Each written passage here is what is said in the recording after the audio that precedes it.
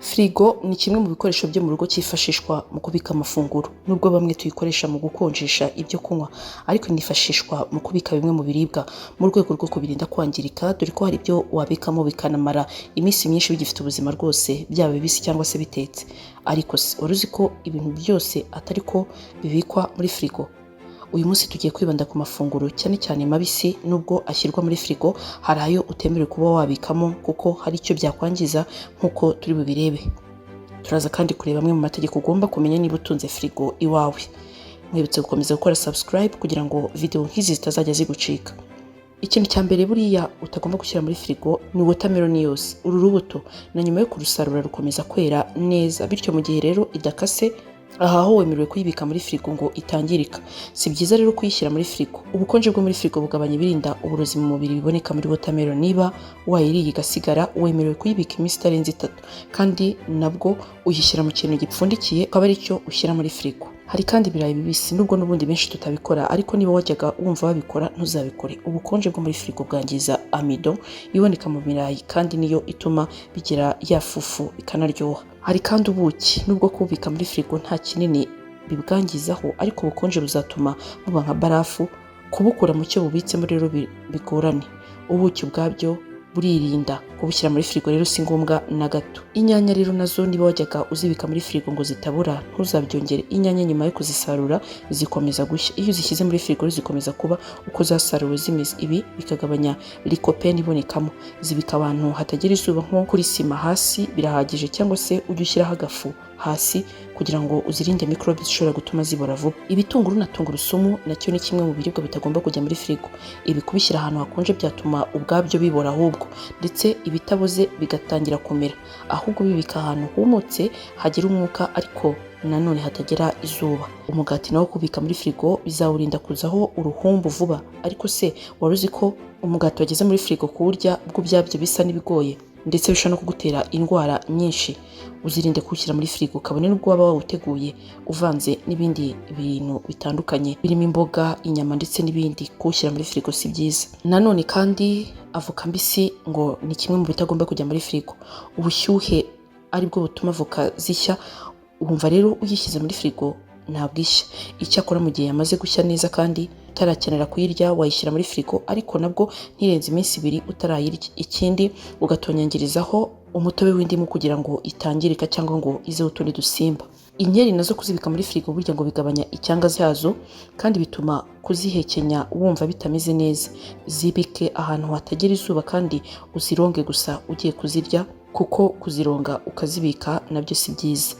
Imikebe y'ibiryo ifunguye, kirazira kubika sardine, sauce tomate n'ibindi biribwa biza mu mikebe. Niba ubiriye bigasigara, ubibika muri firigo, banza ubishyire mu bikoresho bya plastike ubone kubishyira muri firigo. Kubibika bikiri mu mukebe w'icyuma bituma bizamo icyanga cy'icyuma, kuko ubukonje butuma cya cyuma kigira ibyo kivanga n'ibirimo. Amavuta yo guteka nayo ubwayo burya ngo akoze mu buryo abikika imyaka igera kuri 2 ari ahantu hasanzwe. Kuyabika muri firigo rero byatuma afatana, kandi nibyo bibi ahubwo kurushaho, bituma aya mavuta ahinduka uburozi mu mubiri wa muntu. Ibihaza nabyo ni kimwe mu bitagomba kugera muri firigo. Ibi biribwa bishobora kubikika amezi 2 bisaruwe kandi bitarangirika, ndetse byanarenza bibitse ahatagira ubukonje bwinshi. Bityo rero kubishyira muri firigo ntabwo ari igisubizo kugira ngo wirinde ko ibiribwa byangirika. Pome nayo burya nubwo kenshi tubishyira muri firigo, ariko pome ntago ari nziza kuzishyirayo kuko bigira ingaruka, ahubwo bigatuma etilene iba mu gishishwa cyazo, ni nayo ituma zera ku buryo ziribwa, yatuma ibyegeranye nazo bibura. Niba ushaka rero kuzishyira muri firigo, banza uyishyire mu kintu cya plastike gipfundikiye, kandi zibe ziri zonyine ubone gushyira muri firigo, kuko nuzegeranye n'ikindi kizahita kibura vuba kurenza uko wabitekerezaga. Kokombure nayo burya ngo uruhu rwayo ntabwo rwihanganira ubukonje bwinshi. Si byiza rero kuzibika muri firigo, kuko aho kuzirinda ahubwo birazangiza. Imineke nacyo ni kimwe na avoka, ishya neza itari muri firigo, keretse mu gihe ubona imaze gushya cyane wanga ko yangirika. Ariko niba uvuye kuyigura, yirekera ahantu heza, ureke ikomeze ishye neza, niho uburyohe n'isukari byiyongera. Si ibi gusa, ariko ufite icyo ushaka kumenya niba cyabikwa cyangwa kitabikwa muri firigo, wakwandika muri comment tukagusubiza. Mbere yuko dusoza ariko hari amategeko agira kuri 6 y'uburyo wamenya uko uzajya ushyira ibiribwa muri frigo kugira ngo ibyo biribwa bitangirika, ndetse n'uburyo frigo ikoreshwa neza ntitwara umuriro mwinshi. Icya mbere, burya ugomba gushyira ibiribwa muri frigo ukurikije ubukonje bw'ibice bigize frigo. Buri gice cyose cya frigo siko kigira ubukonje bumwe n'ahandi. Hari aho usanga hakonja cyane, ahandi hagakonja buhoro.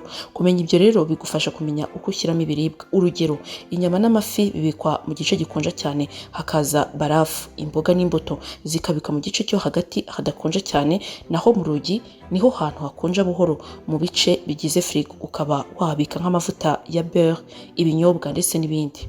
Ariko kandi irinde ibintu bishyushye kubishyira muri frigo. Gushyira ibintu bishyushye muri frigo bituma frigo itwara umuriro mwinshi, kandi bikanangiza ibiribwa bizamo, ibintu bituma ururimi rwangirika ntirwongere kujya rwumva uburyohe. Bityo rero urumva iyo ushyize ibiryo bishyushye muri frigo uba uri kwangiza frigo, nawe ubwawe uzabirya ukiyangiza. Gupfunyika neza ibiribwa ugiye gushyira muri frigo ni ingenzi. Ibi bigufasha kugira ngo umwuka wabyo udakwira muri frigo, kandi bigatuma ibifite amabakiteri bitanduza ibindi. Wapfunyika mu dusorori twa plastique dufunga neza, ibindi biba ari byinshi nk'imboga zikiri mbizi ushobora kubishyira mu mashashi yabugenewe ukabivanga neza. Ikindi kandi ntugashyire ibintu byinshi muri frigo. Kuremereza frigo nabyo ntabwo ari byiza, kuko bituma frigo idakora neza, ndetse bikaba byatuma urugi rwayo rucika iyo washyize ibintu byinshi mu rugi.